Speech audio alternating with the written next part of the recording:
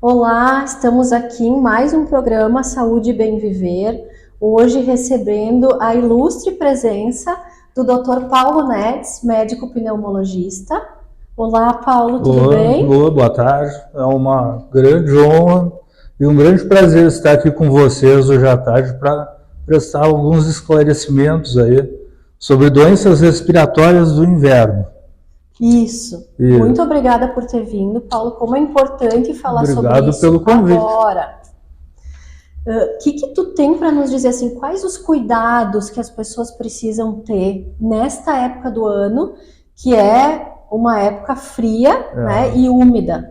Bom, inicialmente nós temos que tem que ser considerados os fatores antes de te listar os cuidados, tá? O que ocorre?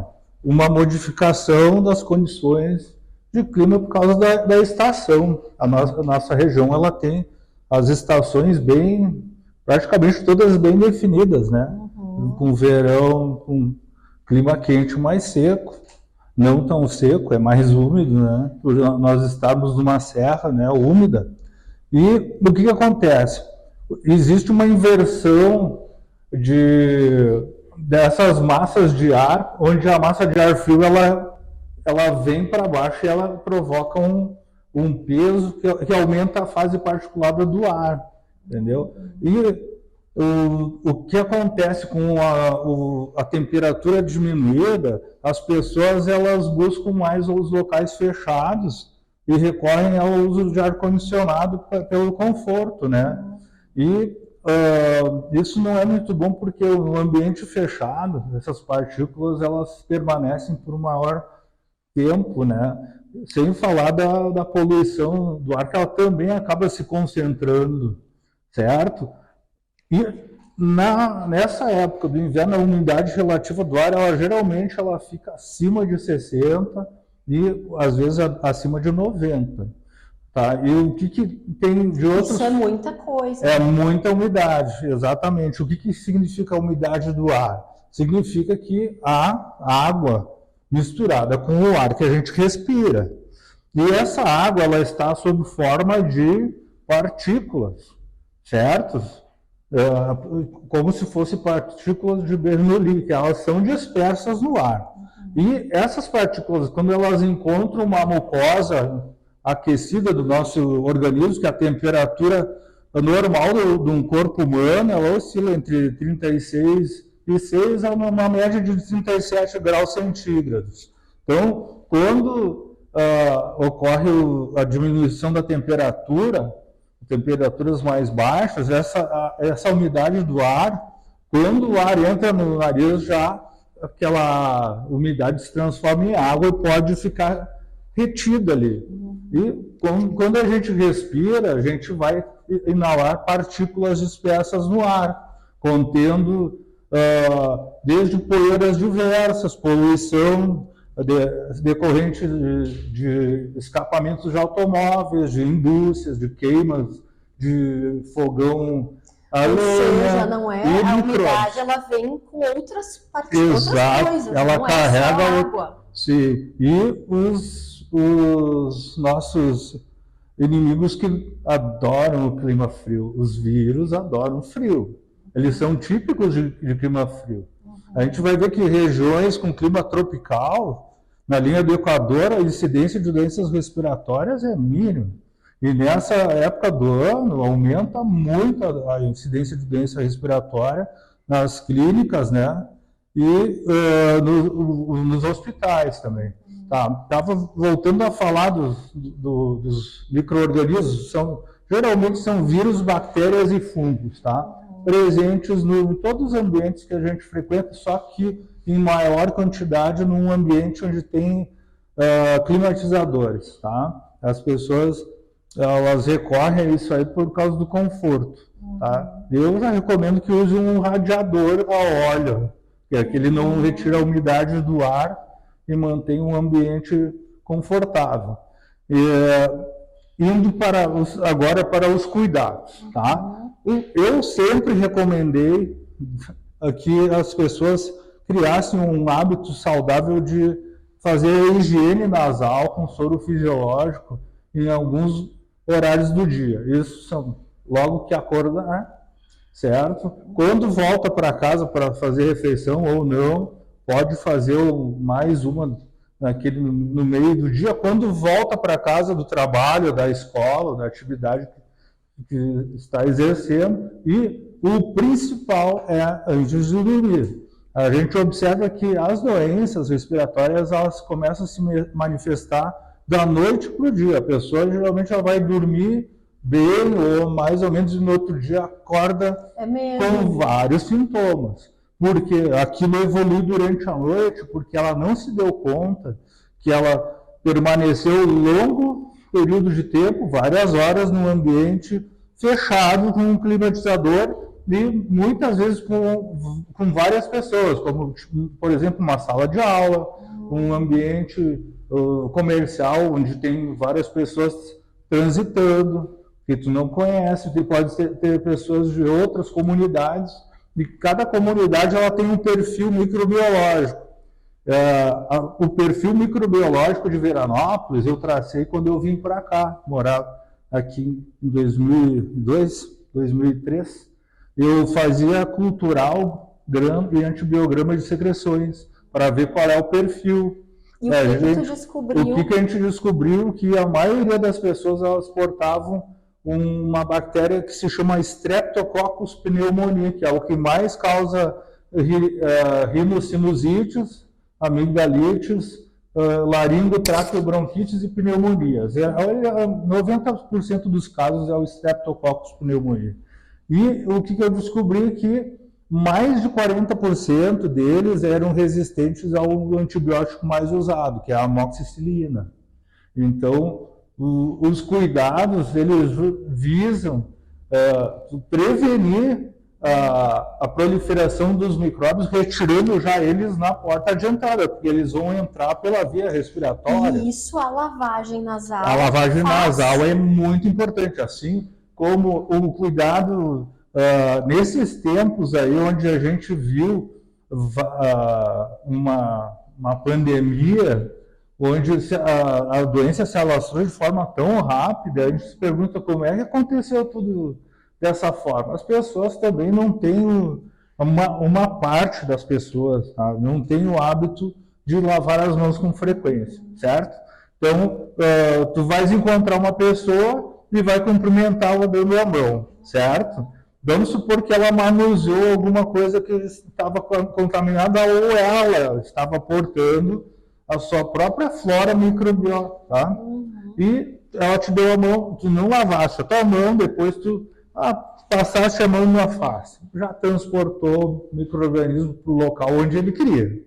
Aí é só um pulinho para... que nas culturas orientais, eu não sei, mas me parece que o vírus se proliferou de uma forma mais devagar, justamente porque culturalmente eles não se tocam tanto e eles usam máscara. Eles não se têm tanta proximidade, mas eles têm aglomeração, eles usam máscara porque são locais onde existe a densidade demográfica muito grande, porque eles são países como o Japão ali, e China, Tailândia, são locais onde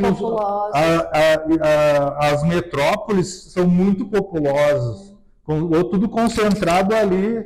Então a densidade demográfica nem se compara com a nossa. Nós vivemos aqui num paraíso. Pela nossa serra maravilhosa aqui, apesar do clima no inverno ser um pouquinho adverso para alguns, a gente até tem pouca incidência de doenças respiratórias mais graves, né? E Paulo, crianças e idosos são mais suscetíveis. São, sim. Por quê? A criança, ela está numa fase onde tudo está se desenvolvendo, incluindo o sistema imunológico, que é a imunidade adquirida, certo? Sim, que ela vai adquirir a defesa dela, que é mediada por anticorpos, ela é adquirida pelo contato direto com o micro-organismo. ela tem que obrigatoriamente ter contato com aquele determinado tipo de vírus para ter a produção de anticorpos, senão o organismo ele não tem como identificar. O nosso organismo está sempre capturando essas informações que estão no ar respirado. Por isso que nós temos as amigas e adenoides, Ou seja, elas coletam contato com essas microcolônias que o nosso sistema imunológico se desenvolve e se fortalece. Exatamente. O ser humano nunca necessitou vacina nenhuma. Então, assim, como é que os nossos ancestrais sobreviveram tanto tempo? Porque o sistema imunológico foi concebido para se defender naturalmente desses micróbios e produzir os anticorpos, certo? E o que se faz nas inoculações dessas vacinas? Se pega o próprio vírus, atenua ou fragmentos virais, né? O nosso sistema imunológico, ele vai identificar, vai englobar e manda um comando, produzam aí uma arma contra esse cara aqui. Só que apareceram uns estranhos aí que o sistema imunológico não consegue. Ele fica assim, quem é que entrou aqui? Quem é que é esse cara? Vai todo mundo lá ver e cercam ele. Por isso que ocorre a inflamação quando tu não tens a imunidade adquirida, certo? Ou que foi transmitido pela tua mãe, através do colostro, leite materno, entendeu? Sim. Por isso que é muito importante a amamentação. A gente vê que crianças que não foram amamentadas e iniciaram precocemente com alimentação artificial, elas têm uma tendência a desenvolver mais alergias e têm uma facilidade de desenvolver reações naturais do organismo com a presença desses micróbios que eles o organismo não reconhece. Que interessante isso, porque eu não sei se é uma impressão minha ou se isso já tem estatísticas sobre isso, mas me parece que hoje em dia as crianças são mais alérgicas. Sim, nós temos aqui na região, quando eu vim morar aqui, nós tínhamos uma incidência estimada eu estimei de 25% a 30% de alérgicos. Esses alérgicos, eu vim para cá quase 25 anos atrás. E nesse período, eu estimo que hoje nós temos de 40% ou mais de alérgicos, porque existe um traço de herança genética, onde quando um alérgico tem um cruzamento com outro alérgico, existe um risco maior não é de 100%, tá? 75% de chance de... Mas é alto. É alto e as alergias se manifestam muito mais nessas estações. Outono e inverno, quando tem uma mudança muito brusca, queda de temperatura, a gente viu aí nessas últimas 2 semanas, a gente estava com temperaturas acima de 30 graus. Que não inclusive é típico nessa época do ano. 2 semanas atrás tinha mais de 30 graus, chegou a 35 graus um dia e de repente agora cai para 5. Quem é que consegue se adaptar a essa mudança, né? E a umidade relativa do ar, sempre 97, eu vejo isso todos os dias.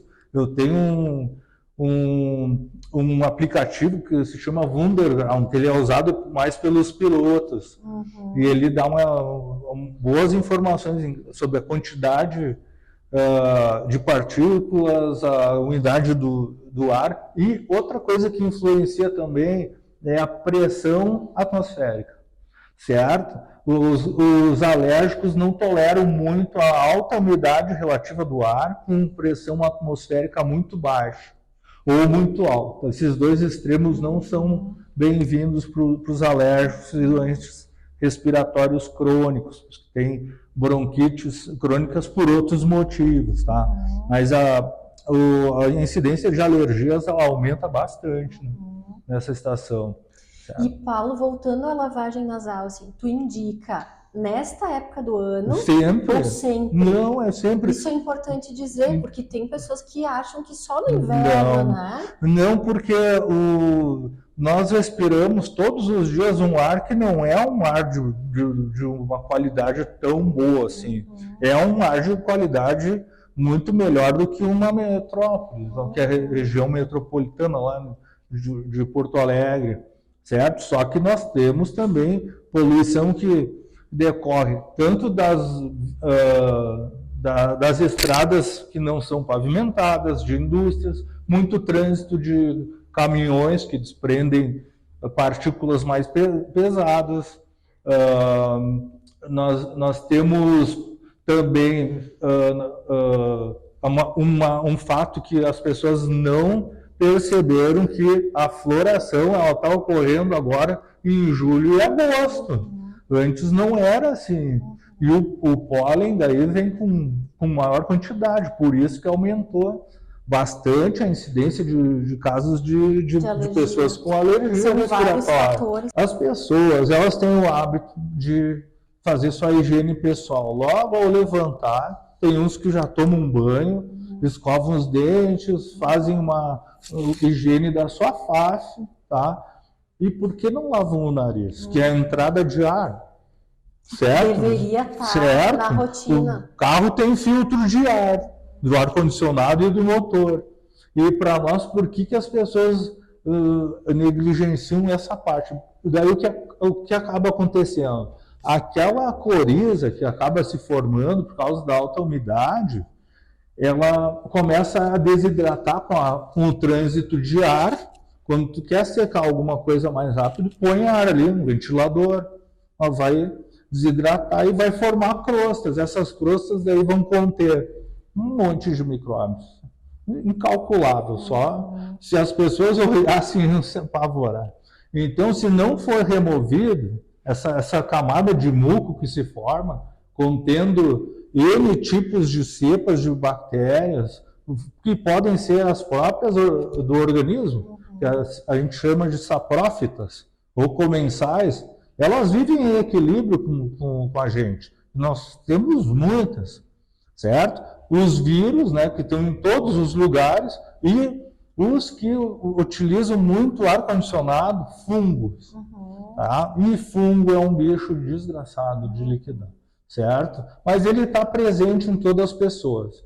Então, assim, eu recomendo que faça essa higiene, pelo menos no mínimo antes de dormir. Vai dormir com o nariz limpinho. Eu tenho dado muita ênfase nessa parte da prevenção. É que importante isso, Paulo, porque as pessoas não têm esse hábito, ele tem que ser incorporado na rotina, assim como escovar os dentes é algo que se faz o tempo todo depois das refeições. Sim. A lavagem nasal pelo menos uma vez ao dia é imprescindível para evitar esse tipo de doença respiratória. É muito importante, porque daí tu vai retirar aquele material que ficou aderido na parede da mucosa nasal, formando uma placa que vai evoluir da noite para o dia, porque o padrão respiratório de noite, tem gente que dorme com a porta do quarto fechada e o quarto é pequeno. Sim. E tem micróbios que adoram um ambiente pouco oxigenado. Se a gente está num quarto, por exemplo, de 9 metros cúbicos, assim, 3 por 3, assim, tá? Vamos supor, é um quarto de tamanho razoável. E um adulto consome mais ou menos entre 300 a 500 ml em cada respiração. Vamos calcular 20 respirações por minuto. Se for 300 ml vezes 20 dá 6 litros por minuto. Numa hora, esses 3 vezes 60 minutos, quantos litros tu calculou? São 36 litros em uma hora. Agora calcula 8 horas. Isso dá quase 300 litros de ar consumidos. E o oxigênio, se ele não está se renovando. Então, por isso que também é um fator de risco para doença respiratória e na classe das infecto-contagiosas, e também como gatilho para as alérgicas. Porque a alergia é também desencadeada pela presença de micróbios. É uma reação de hipersensibilidade. O organismo ele se torna muito sensível a determinados agentes. Não que a pessoa tenha nascido, ela pode adquirir isso ao longo de tanta exposição. Entendeu? Paulo, que importante essas informações, Sim. né? Eu te agradeço a presença aqui. Eu que agradeço muito o convite de vocês, é uma grande honra. Foi muito bacana. Então, esse foi o nosso programa de hoje, que vai estar disponível nas plataformas digitais do Estafeta, no YouTube, Instagram, Facebook. Eu desejo uma ótima semana a todos.